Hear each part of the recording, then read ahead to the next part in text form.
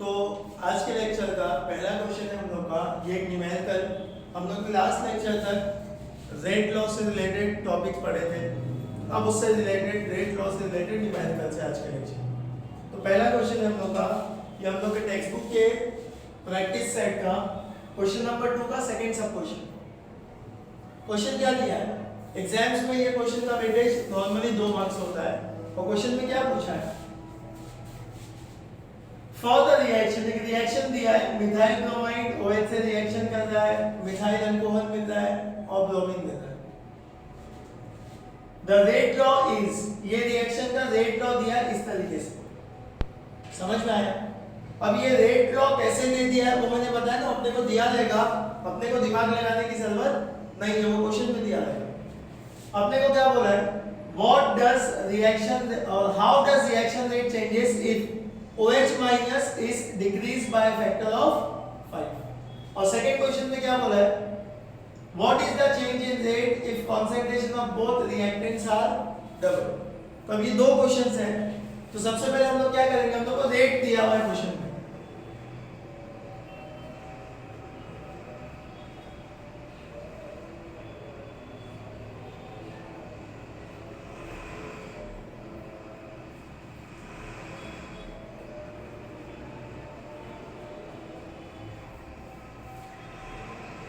इसको मैंने equation number 1 दे दिया। अब मैं स्टार्ट कर रहा हूं अपने पहले क्वेश्चन से। मेरे को पहला क्वेश्चन क्या बोला है ए वाले में, how does reaction rate changes if OH minus is decrease by factor of 5। मतलब मैं OH के कॉन्सेंट्रेशन, OH माइनस का जो कॉन्सेंट्रेशन है ना, मतलब पहले रिएक्शन किया तो OH का कुछ अमाउंट है, अब मैंने OH के अमाउंट को क्या किया, 5 गुना कम कर दिया। जैसे पहले मैंने 100 ग्राम लिया था, अब मैं क्या कर रहा हूँ 20 ग्राम ले रहा हूँ, समझ में आया, 5 टाइम्स कम कर दिया। तो जो नया कॉन्सेंट्रेशन है ना न्यू, ये 5 टाइम्स कम है पहले वाले से। ये अपने को दिया है क्वेश्चन।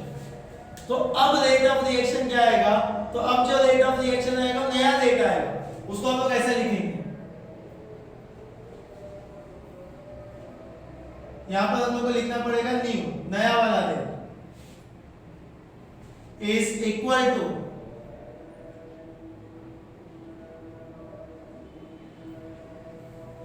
इसमें तो मैंने कुछ भी चेंजेस नहीं किया, ये वैसे ही है। OH जो है वो नया है, उसके कॉन्सेंट्रेशन को चेंज किया तो नया कॉन्सेंट्रेशन। 1 मार्क्स के क्वेश्चन में ज्यादा कुछ रहता नहीं है।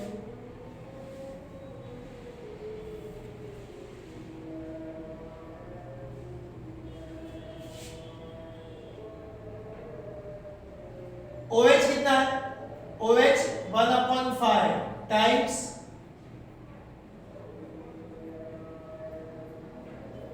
नया वाला जो OH का कॉन्सेंट्रेशन है 5 टाइम्स कम है। अब मैंने क्या किया है, 1/5 को बाहर ले लिया,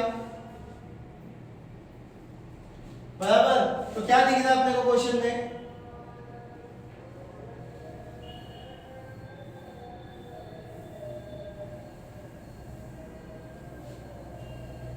तो मैं लिख सकता हूं इस तरीके से, तो नया जो रेट रहेगा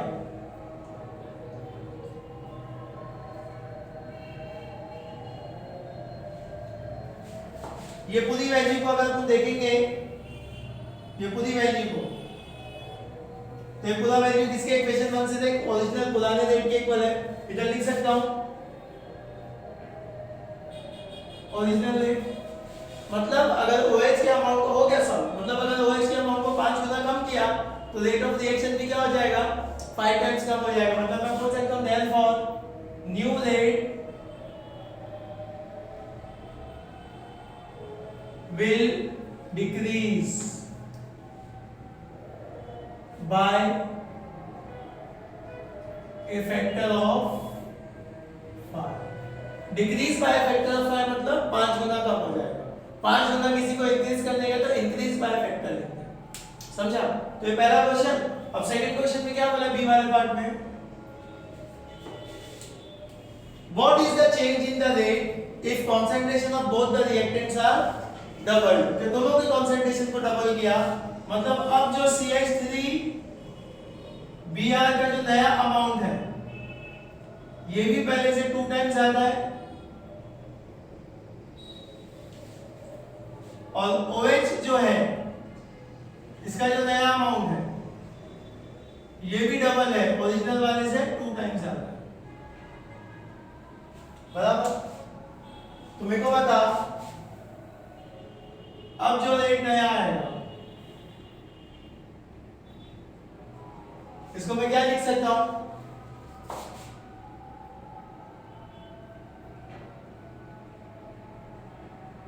रिएक्शन में अगर रिएक्टेंट सेम होते हैं ना तो K चेंज नहीं होता है, रिएक्टेंट के अमाउंट को मैं चेंज करूंगा चलेगा, रिएक्टेंट तो पूरा तरीके से चेंज नहीं है ना, जैसे यहाँ पर मिथाइल क्लोराइड और OH है तो उधर भी वही रिएक्टेंट है, अमाउंट ज्यादा कम करने से K में चेंजेस नहीं आता, K सेम ही रहेगा, रिएक्टेंट ही अगर चेंज कर दिया, मिथाइल की जगह इथाइल ले लिया तो K चेंज हो जाएगा, समझा। रिएक्टेंट जब तक सेम है उसके अमाउंट के बढ़ाने कम करने से K को कोई फर्क नहीं पड़ेगा। अभी नया वाला वैल्यू कितना आएगा,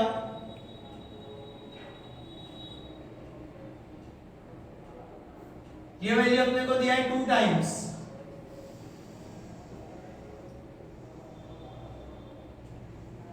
और ये भी दिया है 2 टाइम्स, तो ये 2 और ये 2 कितना हो जाएगा 4,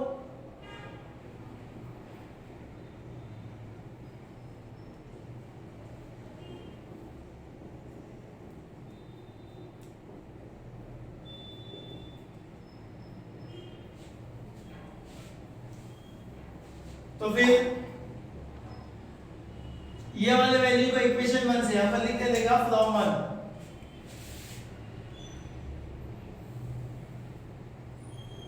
इक्वेशन 1 से ये वैल्यू को मैं लिख सकता हूं ओरिजिनल रेट के,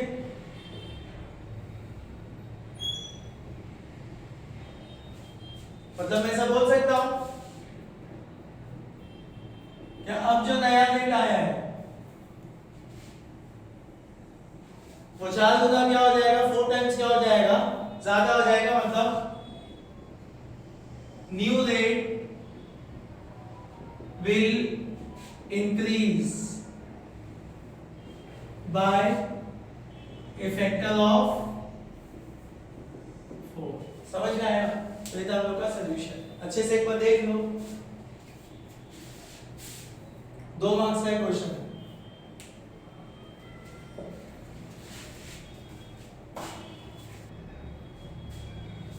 तो ये हम लोग का नेक्स्ट क्वेश्चन है related to rate law, question कुछ इस तरीके से दिया है, 3 मार्क्स का क्वेश्चन है और एग्जाम पॉइंट ऑफ व्यू एक इंपॉर्टेंट न्यूमेरिकल है।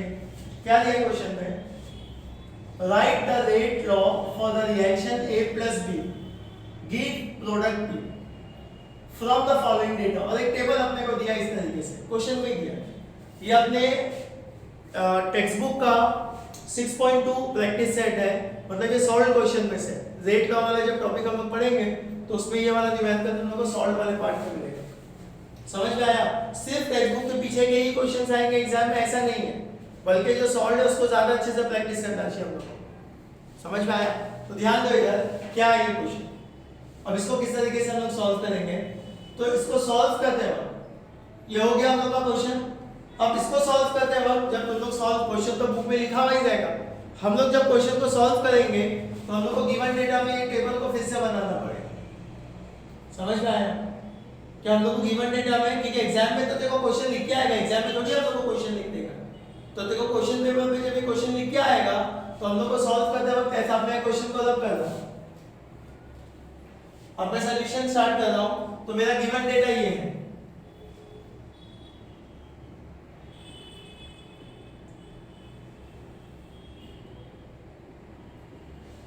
ये टेबल एज इट इज तुम लोग को ड्रॉ करना पड़ेगा, ये मेरा गिवन डेटा होगा।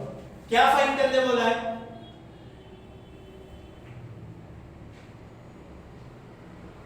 हम लोग को क्वेश्चन में बोला था फाइंड रेट लॉ, मतलब रेट ऑफ रिएक्शन लिखने का, रेट लॉ मतलब रेट ऑफ रिएक्शन लिखने का, समझ में आया।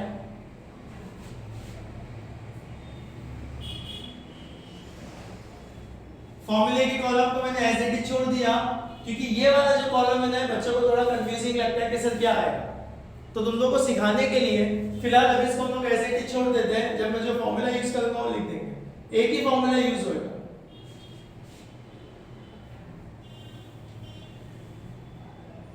अब क्वेश्चन में हम लोग को रिएक्शन कुछ इस तरीके से दिया है,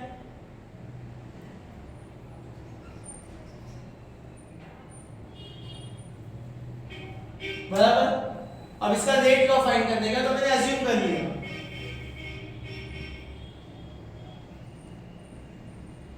कि रिएक्शन का जो रेट लॉ रहेगा वो ऐसा रहेगा कि तो आता ही है कांस्टेंट कंसंट्रेशन ऑफ रिएक्टेंट। इधर रिएक्टेंट कौन है?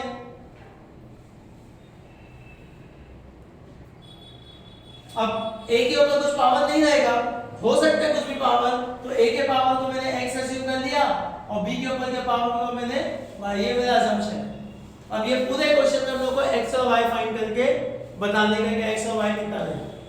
अब बच्चे कंफ्यूज, सर आपने तो बोला था x और y प्रैक्टिकल करके करना पड़ता है, तो सामने वाले ने प्रैक्टिकल करके ये सब वैल्यूज देखा, उस सामने वाले ने क्या बोला है, जब उसने a के अमाउंट को 0.4 दिया और b के अमाउंट को 0.2 लिया, तो उस टाइम पे रिएक्शन का रेट ये है, वो प्रैक्टिकल कॉलेज के लैब में करता है। फिर जब a के अमाउंट को 0.6 लिया, b के अमाउंट को 0.2 लिया, तो उस टाइम पे रेट ऐसा मिला।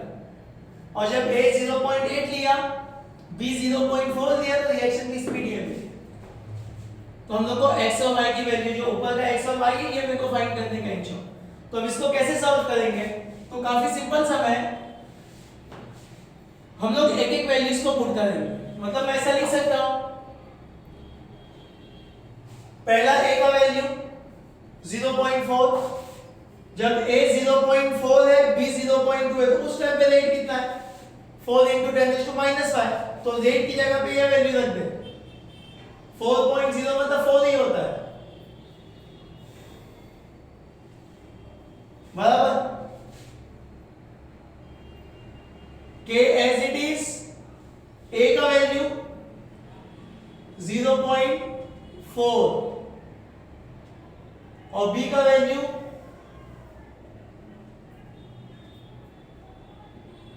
ये इक्वेशन 2।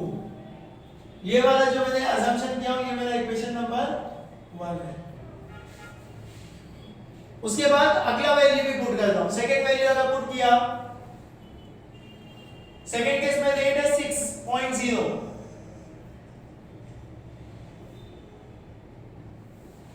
a कितना है 0.6 और b कितना है,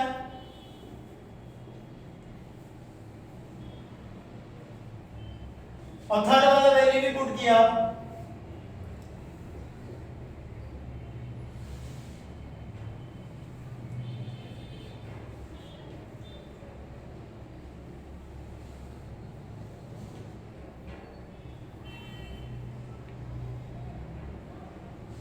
समझा। अब ये तीनों इक्वेशन को देख, सेकंड, थर्ड और फोर्थ को, अब इन लोगों को यूज करके अपने को x और y फाइंड करने का है। तो पहले हम x फाइंड कर लेते हैं। अगर मेरे को x फाइंड करने का है तो देख y वाले टर्म कहां सेम है, मतलब y के अंदर के टर्म्स कहां सब सेम है। सेकंड और थर्ड इक्वेशन में देख y के अंदर के टर्म सेम है 0.2 0.2, तो ये दोनों इक्वेशंस को हम लोग क्या करेंगे, डिवाइड करेंगे इस तरीके से, ये x फाइंड करने के लिए। डिवाइडिंग इक्वेशन 3, क्योंकि इधर ये बड़ी वैल्यू है ना, वो छोटी है, तो 3 डिवाइड बाय 2 कर,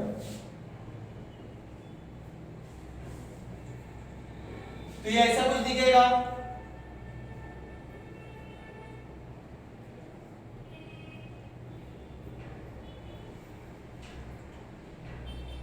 राइट साइड के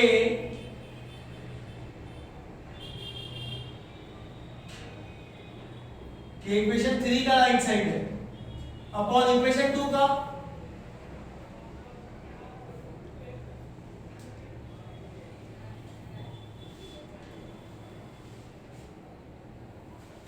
तो अब यहां पर ये के और ये के कैंसिल, ये पूरा टर्म कैंसिल, 10⁻⁵ 10⁻⁵ कैंसिल, तो क्या बचेगा अपने पास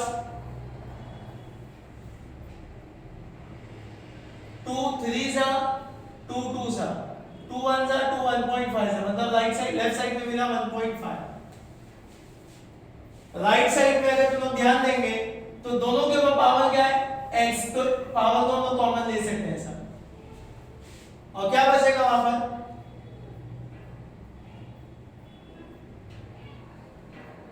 इसको भी हम लोग ऐसा लिख सकते हैं अगर मैंने ऊपर नीचे 10 से मल्टीप्लाई किया तो ये भी 6/4 हो जाएगा और 6/4 मतलब 1.5 रेज़ टू x बराबर और यहां पर आया 1.5 इसके ऊपर कुछ नहीं है मतलब 1 है।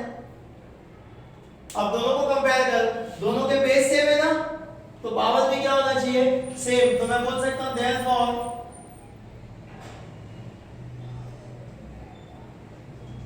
by comparing we get x is equal to 1 तो अपने को x मिल गया 1। उसी तरीके से अगर मेरे को y फाइंड करने का है तो ये तीनों इक्वेशन में देख x वाले टर्म कहां सेम है x वाले टर्म कहां कैंसिल हो सकते हैं तो कहीं भी सेम नहीं है लेकिन x ऑलरेडी मैंने क्या किया हूं फाइंड कर चुका हूं तो जो अपने को नंबर इजी लग रहा है जैसा मैंने क्या किया इक्वेशन 2 और इक्वेशन 4 को डिवाइड किया डिवाइडिंग इक्वेशन 2 एंड 4 ये लोग दोनों डिवाइड होके कितना हो जाएगा 2 बचेगा इजी हो जाएगा सर।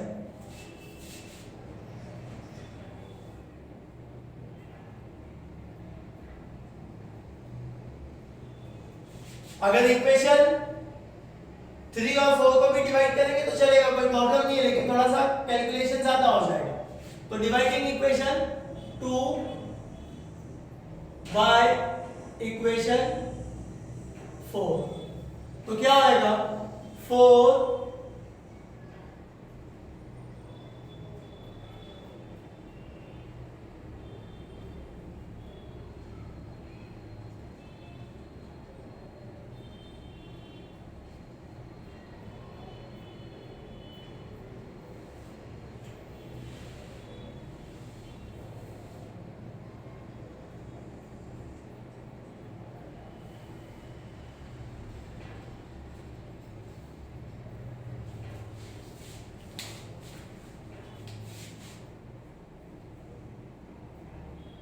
के और के कैंसिल तो क्या मिलेगा अपने को अब 3.2 और 4 है तो पॉइंट को हटाने के लिए मैंने ऊपर नीचे 10 से मल्टीप्लाई किया 10 से मल्टीप्लाई करूंगा तो 40/32 हो जाएगा दोनों के ऊपर x पावर सेम है ना ऊपर नीचे तो x को कॉमन ले लिया ऐसा 0.4 0.8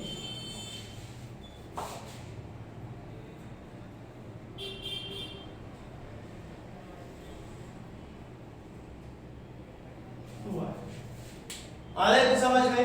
अब ये लोग को सिंपलीफाई किया तो सबसे पहले इसको ऊपर नीचे 10 से मल्टीप्लाई किया तो ये 4/8 हो जाएगा इस तरीके से ये एक स्टेप में ऑप्शनल लिख रहा हूं और x की वैल्यू अपने को ऑलरेडी मिल चुकी है x कितना है 1 ऊपर भी ऊपर नीचे 2 से मल्टीप्लाई किया तो 2/4 हो जाएगा ये और यहां पर आएगा 8 5 8 4 समझ में आया 8 5 8 4 मतलब 5/4 अब इसको अगर सही से देखा तो ये मिला मेरे को 5/4 1/2 और उसके आगे आएगा ये भी 1/2 लेकिन इसके ऊपर है पावर आ रहा है कुछ समझ में क्या हुआ क्या नहीं समझ में आ रहा अब उसको हम लोग को सिंपलीफाई करना पड़ेगा और देखेंगे हम लोग कि हम लोग का वैल्यू कितना आता है कैसे सॉल्व करेंगे एक बार अच्छे से देख लो मैंने क्या किया हूं मैंने इक्वेशन सेकंड और इक्वेशन फोर्थ को डिवाइड किया हूं सेकंड बाय 4 सेकंड इक्वेशन का लेफ्ट साइड ये है फोर्थ का ये है दोनों पे राइट साइड को डिवाइड किया 0.4 0.2 0.8 0.4 के कैंसिल हो जाएगा 10 -4 कैंसिल हो गया बराबर दोनों के ऊपर x से x कॉमन ले लिया इधर से y कॉमन ले लिया ऊपर नीचे 10 से मल्टीप्लाई किया इधर भी तो 40/32 हो गया 32 8 4 जा 32 और 8 5 जा 40 और यहाँ पर 1/2 और वहां भी कितना है 1/2। आ रहा है कुछ सॉल्व कर समझ में। अब उसके बाद क्या करेंगे हम लोग, तो अपने पास दो ऑप्शन है, एक हम लोग ये कर सकते हैं इधर, इसको यहां भेज दिया तो ये ऐसा आएगा 5/4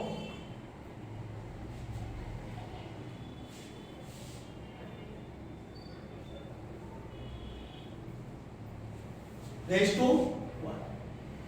तो इसको अगर सिंपलीफाई करें तो ये होगा 5 1 सा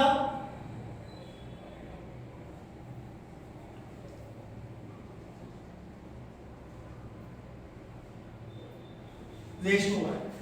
अब इसको हम लोग कैसे सिंपलीफाई करेंगे, एक बार पूरा सम देख लो अच्छे से, फिर क्या हो देखना, समझ में आया, एक बार देख लो अच्छे से क्या। चलो ध्यान दो, इधर एक छोटा सा करेक्शन था, यहाँ 10⁻⁻4 तो यहाँ पर जब मैंने 10⁻⁻4 पुट किया तो ये ऊपर -5 है नीचे -4 है, दोनों जगह -5 नहीं है, एक छोटा सा करेक्शन था यहाँ पर। तो अब हम लोग क्या करेंगे, ये 10⁻5 है ना, इसको नीचे ले लूंगा तो ये ऐसा हो जाएगा 10⁻4 ऑलरेडी है अपने पास, समझ में आया। ये 10⁻5 नीचे ले लूंगा तो ये हो जाएगा 10⁻5 और इस साइड पे क्या बचेगा 0.4/0.8, दोनों के ऊपर के x पावर को कॉमन ले लिया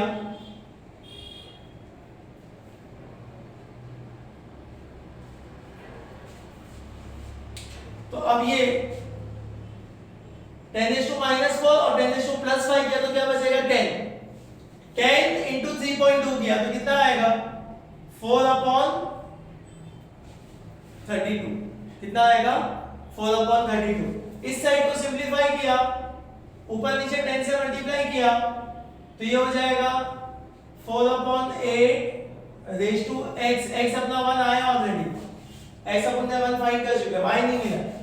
इधर भी ऊपर नीचे 10 से मल्टीप्लाई किया तो ये हो जाएगा 2/4 रेज़ टू y,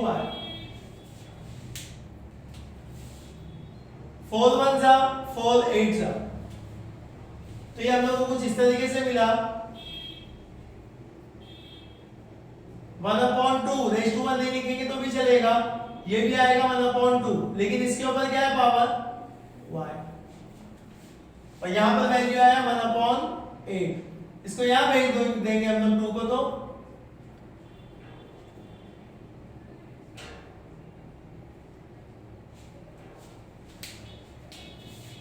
2 1 जा 2 4 जा, तो 1/4 बचा, 1/4 को मैं ऐसा लिख सकता हूं 1/2 द होल स्क्वायर और यहां पर क्या मिला, क्योंकि जब अपन कंपेयर करते हैं तो बेस का सेम होना जरूरी है, तो कंपेयर नहीं हो पाएगा। तो ये 1/2 ये 1/2 दोनों का बेस सेम है तो पावर्स कितना आएगा, पावर भी सेम होएगा, तो देयरफॉर बाय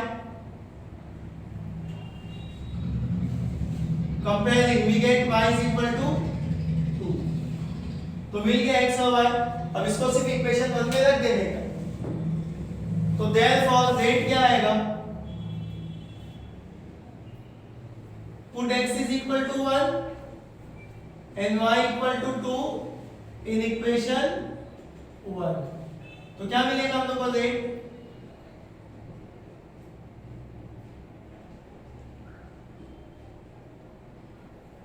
x1 आया और y कितना आया 2, तो ये था हम लोग का फाइनल आंसर, ये हमने को फाइंड कर देना, समझा। तो ये मेरा सॉल्यूशन, देख लो एक बार अच्छे से क्या हुआ है। तो ये हम लोग का नेक्स्ट क्वेश्चन, क्या दिया क्वेश्चन में, for the reaction 2a + 2b give 2c + b, product important नहीं है, जो रिएक्टेंट है उस पे ध्यान दो, 2a और 2b है। If the concentration of a is doubled at constant b, the rate increases by a factor of 4. If concentration of b is doubled with a being constant, the rate is doubled. Write the rate law of the reaction. अब अपने को इस question में क्या करने का है, rate law लिखने का। तो अब इधर गिवन डेटा टू ऐसा लिखने की, ठीक है, दिया हुआ कितनी सब कंडीशन टाइप के क्वेश्चन है, तो जब इसको हम लोग सॉल्व करेंगे तो टू फाइंड्स है।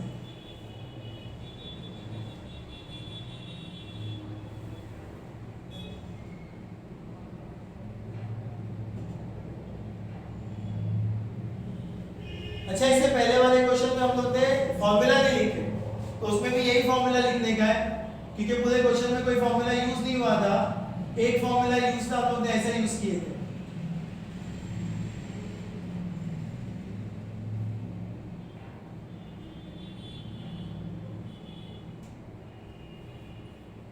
यही वाला फॉर्मूले से पहले के फॉर्मूले की कॉलम में भी लिख देना। समझ में आया? अब सॉल्यूशन, ध्यान दो सब लोग इधर, अच्छा क्वेश्चन है ये भी। एग्जाम्स में जब ये क्वेश्चन पूछता है तो 2 से 3 मार्क्स का ये भी आता है, लेकिन थोड़ा सा छोटा सॉल्यूशन, इतना बड़ा नहीं है। तो मैंने पहले अज्यूम कर लिया कि मेरा जो रिएक्शन है उसका रेट लो ऐसा आएगा, rate is equal to K a raise to x b raise to y, ये मेरा इक्वेशन 1। यहां रेट लिखेंगे तो भी चलेगा और नहीं लिखेंगे तो भी चल जाएगा, मैं लिख दे रहा हूं तुम लोग के लिए। क्या सोच मेरा देख लो, ये अपने को क्या करने का, a और b, ये x और y फाइंड करने का, a और b के ऊपर के पावर्स। अब अपने को उसके लिए कंडीशन दिया, पहली कंडीशन क्या दिया है, if concentration of a is doubled at constant b the rate increases by a factor of 4। मतलब मेरे को क्वेश्चन में दिया है पहली condition, if concentration of a is double, a का जो नया concentration है उसको 2 टाइम्स कर दिया पहले वाले से, समझ में आया? b अनचेंज है, b को चेंज नहीं कर रहा हूं, तो अब जो नया रेट आएगा, नया वाला जो रेट आएगा न्यू, उसके बारे में क्या बोल रहा है, इंक्रीजेस बाय फैक्टर ऑफ 4, मतलब वो 4 टाइम्स रहेगा पुराने वाले रेट के। अब ये दोनों कंडीशन को ऊपर रखते हैं तो अपने को कुछ ऐसे ही मिलेगा, नया वाला जो रेट आ रहा है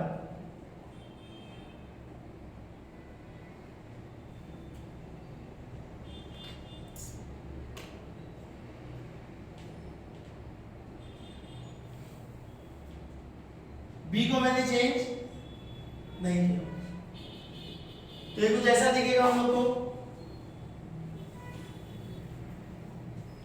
नया वाला रेट कितना है, 4 टाइम्स द ओरिजिनल रेट,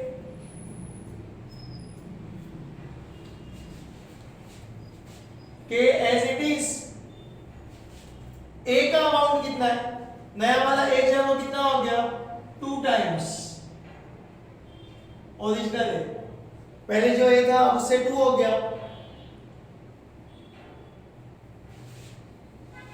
आ रहा है कुछ समझ में? इसको हम लोग इस तरीके से भी लिख सकते हैं, नया वाला जो रेट है वो कितना है, 2 टाइम्स ओरिजिनल रेट।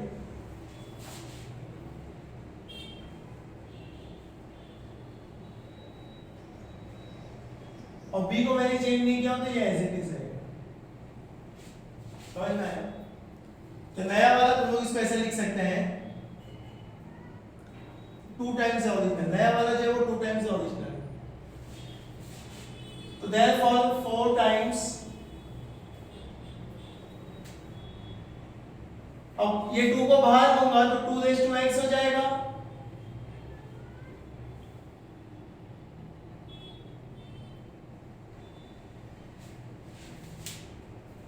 सही से लिखा तो ये अपने को ऐसा मिलेगा 4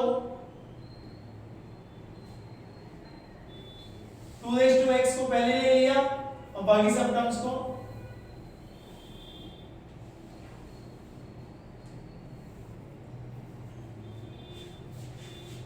अब मेरे को बताओ ये वाला टर्म इक्वेशन 1 से किसके इक्वल दिख रहा है, ओरिजिनल वाले रेट के इक्वल, तो मैं लिख सकता हूं यहां पर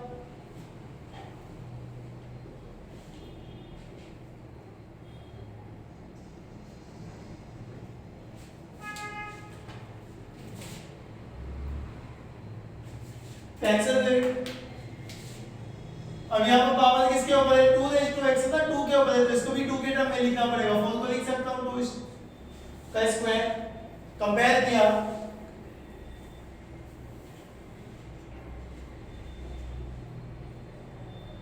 x कितना आ गया 2, तो ये मिला अपने को x। उसके बाद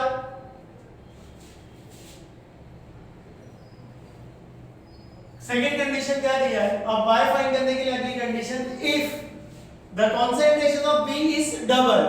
अब मैं B के कॉन्सेंट्रेशन को क्या कर रहा हूं, B का जो नया कॉन्सेंट्रेशन है वो 2 times the original concentration. A being constant, the rate is double। अब जो नया रेट आ रहा है ये डबल है, डबल मतलब 2 टाइम्स द ओरिजिनल रेट। बस ये सब कंडीशन को बदल दो तो क्या मिलेगा अपने को, इक्वेशन 1 में पुट किया नया वाला रेट। अब इस बार a कांस्टेंट है, a को कुछ भी नहीं टच किया, b को क्या किया डबल किया। न्यू रेट कितना है 2 टाइम्स द ओरिजिनल।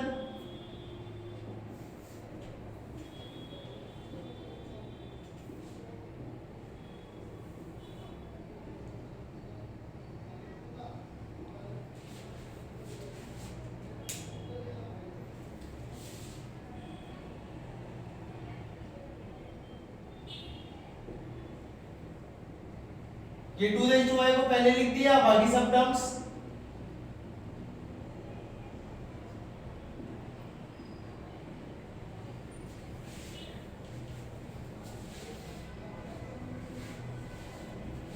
ये पूरा का पूरा टर्म हम लोग को दिख रहा है।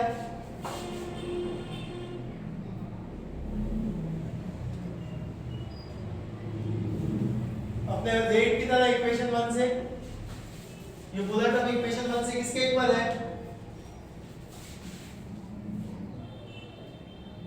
तो 2y is equal to 2, इसके ऊपर कुछ नहीं मतलब 1, तो therefore by comparing तो y is equal to 1, तो x भी मिल गया y भी मिल गया। ये x और y को इक्वेशन 1 में पुट कर दो तो अपने को रेट क्या मिलेगा, put x is equal to 2 y equal to 1 in equation 1, तो अपने को क्या मिलेगा रेट,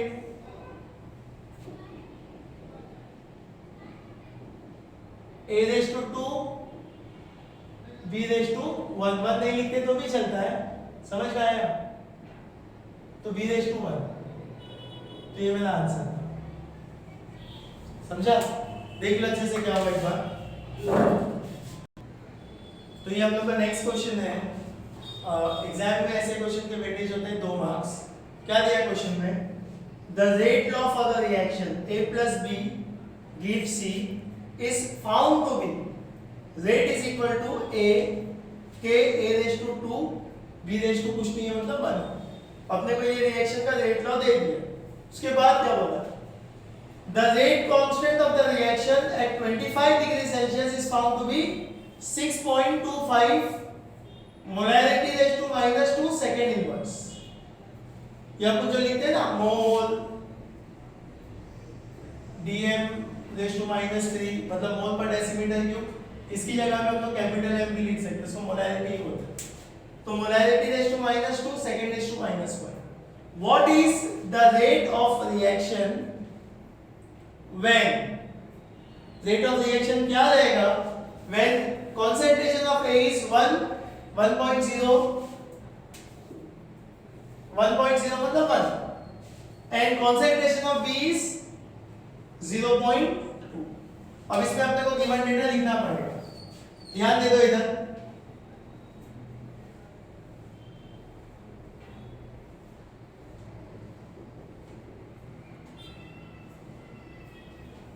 तो दिया हुआ क्या है अपने को, अपने को रेट कांस्टेंट दिया है, k दिया है 6.25 molarity raise to -2 second raise to -1। और हम लोग को कॉन्सेंट्रेशन ऑफ ए दिया है 1.0 moles decimetre raise to -3 second raise to -1 और कॉन्सेंट्रेशन ऑफ बी भी दिया है।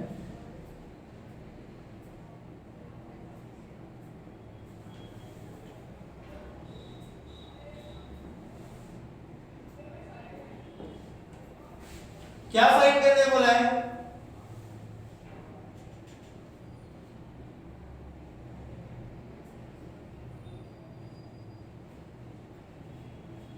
ये टेक्स्ट बुक में जो दिया है ना ट्राई दिस तो ये ट्राई दिस वाला क्वेश्चन हम लोग को फाइंड करने का रेट फाइंड करने का फॉर्मूला इधर कुछ भी यूज नहीं होगा लेकिन लिखना तो पड़ेगा। इधर फॉर्मूला जो अपने को क्वेश्चन में दिया वही यूज करूंगा।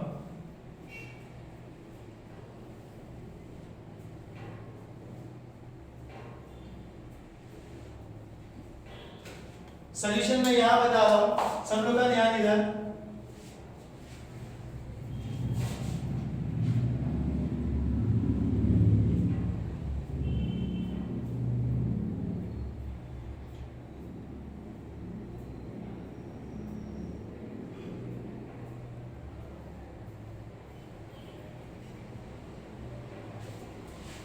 बस खाली वैल्यूज रख दो। K का वैल्यू दिया है 6.25, A दिया है 1.0 दैट इज 1 और B दिया है 0.2। वैल्यू रखने के बाद ऐसे स्क्वायर ब्रैकेट डालना जरूरी नहीं है, हम कैसे नॉर्मल भी डालेंगे तो चलेगा। तो ये हो जाएगा 6.25, 1 का स्क्वायर 1 होता है और उसके आगे 0.2, तो 2 से मल्टीप्लाई करते हैं 6.25 को, तो ये हो जाएगा 1250। डेसिमल पॉइंट इसमें एक डिजिट के बाद, इसमें 2 डिजिट के बाद, तो यहाँ आएगा। ये फिर हम लोग को रेट और रेट ऑफ रिएक्शन का यूनिट क्या होता है? रेट ऑफ रिएक्शन का हमेशा सेम यूनिट रहता है, मोलैरिटी सेकेंड इनवर्स। समझ में आया? तो ये था हम लोग का आंसर। देख लो अच्छे से क्या है। तो ये हम लोग के न्यूमेरिकल से रिलेटेड टू रेट लॉ। अगले लेक्चर में हम लोग इंटीग्रेटेड रेट लॉ पढ़ेंगे, थोड़ा सा अलग टॉपिक है, इंपॉर्टेंट टॉपिक है, और फिर उससे रिलेटेड न्यूमेरिकल्स।